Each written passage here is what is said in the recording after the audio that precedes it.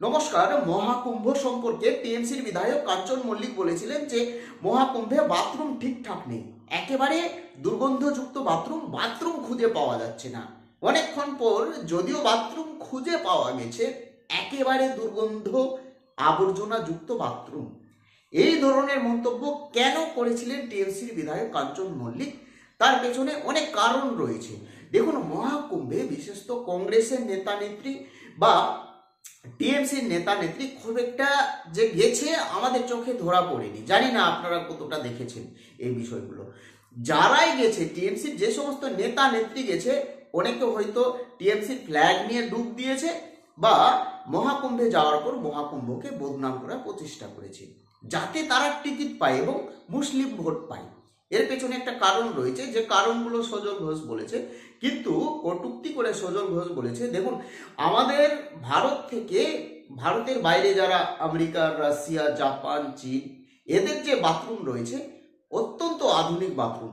সেখান থেকে প্রায় লক্ষাধিক ভক্তগণ বা লক্ষাধিক জনসাধারণ ইন্ডিয়ার বাইরে থেকে মহাকুম্ভে এসেছিলেন। অর্থাৎ প্রায় 50 থেকে 60 কোটি মানুষ এই মহাকুম্ভে অংশগ্রহণ করেছিলেন। কই ভারতের বাইরের যে সমস্ত ব্যক্তি বা জনসাধারণ মহাকুম্ভে এসেছিলেন, তারা তো বলেনি যে ভারতের বাথরুম অর্থাৎ মহাকুম্ভের বাথরুম একেবারে দুর্গন্ধযুক্ত হতে পারে। এত বড় ভিড়ভাড় হতে পারে দুর্গন্ধযুক্ত, কিন্তু এমনভাবে বলেছিলেন যে একেবারে ঢোকা যাচ্ছে না, বাথরুম খুঁজে পাওয়া যাচ্ছে না, বাথরুম নেই, মহিলা বাথরুম নেই, এই ধরনের কোনো বিষয় নেই। কই তারা তো বললো না যারা বিদেশ থেকে এসেছে। কটূক্তি করে সজল ঘোষ বলেছে, বিজেপির নেতা সজল ঘোষ বলেছে যে ঠিক আছে, এরপরে আমি যদি মহাকুম্ভ যাই তো উত্তরপ্রদেশ সরকারকে বলবো যে যারা এমএলএ এমপি, টিএমসির এমএলএ এমপি বা এই যে কাঞ্চন মল্লিক বা তার স্ত্রী যদি যায়, তার জন্য বিদেশি সিস্টেমের বাথরুম তৈরি যাতে থাকে বা বিদেশি সিস্টেমের বাথরুম তৈরি করতে বলবো। কারণ বিদেশি বাথরুমে কি হয়, গিং গিং গিং গিং করে একটা আওয়াজ হয়, সেই অনুন্ননে বাথরুমটা নাকি ঠিকঠাক হয়। ঠিক আছে, বাথরুমে এসি থাকে, অন্যরকম একটা মিউজিক থাকবে, সুন্দর একটা সেন্ট থাকবে, অনেক বিষয় থাকবে, সুগন্ধ থাকবে। এই ধরনের বাথরুম তৈরি করবে কাঞ্চন মল্লিকের জন্য। কে বলেছে? বিজেপি নেতা সজল ঘোষ। এবং তিনি আরো বলেছে যে যারাই গেছে মহাকুম্ভে, যে সমস্ত টিএমসি নেতা নেত্রী মহাকুম্ভে অংশগ্রহণ করেছে বা যারা স্নান করেছে, রোশনা ব্যানার্জি থেকে শুরু করে কাঞ্চন মল্লিক আরও গেছে, তারা কিন্তু মহাকুম্ভকে বদনাম করার প্রচেষ্টা করেছে যাতে তারা টিকিট পায়। কারণ মহাকুম্ভে যাওয়া মানে হচ্ছে মমতা ব্যানার্জির মুখে ঝামা ঘষে দেওয়া। কারণ এই মহাকুম্ভকে মৃত্যু কুম্ভ বলেছিলেন মমতা ব্যানার্জি। তাহলে যে সমস্ত নেতা নেত্রী, টিএমসির হিন্দু নেতা নেত্রী গেছে, তারা কিন্তু মমতা ব্যানার্জির মুখে ঝামা ঘষেছে এবং তারা যে টিকিট পাবে না, সেখান থেকে তারা কিন্তু বুঝতে পেরে গেছে, তাদের উপর একটা প্রেশার ছিল, ইন্টারনাল খবর ছিল যাতে মহাকুম্ভে অংশগ্রহণ না করে। কিন্তু মমতা ব্যানার্জির মুখে ঝামা ঘষে যে সমস্ত হিন্দু নেতা নেত্রী টিএমসির যারা অংশগ্রহণ করেছে বা যারা পদার্পণ করেছে মহাকুম্ভে, যারা স্নান করেছে, তারা কিন্তু বিপদে পড়ে গেছে। তাদের মনে হচ্ছে যে টিকিট আর নাও পেতে পারি, মুসলিম ভোট নাও পেতে পারি। এই ধরনের একটা বিষয় তাদের মনে কাজ করেছে। সেই জন্য তারা প্রেসারে পড়ে মহাকুম্ভকে বদনাম করার প্রচেষ্টা করেছে। যেমন একজন টিএমসির নেত্রী টিএমসি ফ্ল্যাগ নিয়ে ডুব দিচ্ছে এবং উঠছে।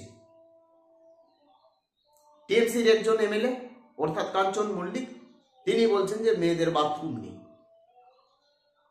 আরে ভাই, সেখানে কি আপনি বাথরুম মানে কি বলবো, আপনার কি কিডনির সমস্যা রয়েছে না সুগার রয়েছে? আপনার অর্ধেক জীবন কি বাথরুমে কেটে যায় নাকি বাড়িতে? হলো দিনে 3বার 4বার বাথরুমে গেলাম, সেখানে গিয়ে বাথরুম খুঁজছে। আর বাড়ির মতো কি বাথরুম পাওয়া যায়? শহর কলকাতায় তো দুর্গাপুজো হয়, কোটি কোটি মানুষ আসে, বাড়ির মতো বাথরুম পাওয়া যায়? পাওয়া যায় না তো। রাস্তাঘাটে বাথরুম করে বাধ্য হয়ে দেখেছি তো, আমরাই থাকি তো। কই এক্সট্রা ভাবে তো বাথরুম তৈরি করা হয় না। যে পুরাতন শৌচালয় ছিল সিপিএমের আমলে, সেই শৌচালয় রয়েছে। শ্রীভূমি স্পোর্টিং ক্লাবের আশেপাশে কোনো বাথরুম নেই, যেখানে লক্ষাধিক মানুষ প্রত্যেক দিন যায়, প্রতি মুহূর্তে সেকেন্ডে সেকেন্ডে লক্ষাধিক মানুষের লাইন লেগে থাকে। সেখানে তো বাথরুমের ব্যবস্থা নেই। আগে নিজের দিকে তাকান, তারপরে অন্যর দিকে তাকাবেন। আসলে মমতা ব্যানার্জির মুখে ঝামা ঘষে এরা যে গেছে মহাকুম্ভে প্রবেশ করেছে, টিএমসি বা মমতা ব্যানার্জি এটাকে ঠিকঠাক দৃষ্টিতে দেখেননি। এরা হয়তো নাও টিকিট পেতে পারে, তার জন্য কিন্তু মহাকুম্ভকে বদনাম করার একটা প্রচেষ্টা করেছিল। এই হচ্ছে আসল কারণ। প্রত্যেকে ভালো থাকবেন, সুস্থ থাকবেন। কিছু বলার থাকলে চ্যানেলটিকে সাবস্ক্রাইব করে দেবেন। এটা একটা নতুন বঙ্গ বাঁচাও অর্থাৎ বাংলা বাঁচাও ইউটিউব চ্যানেল।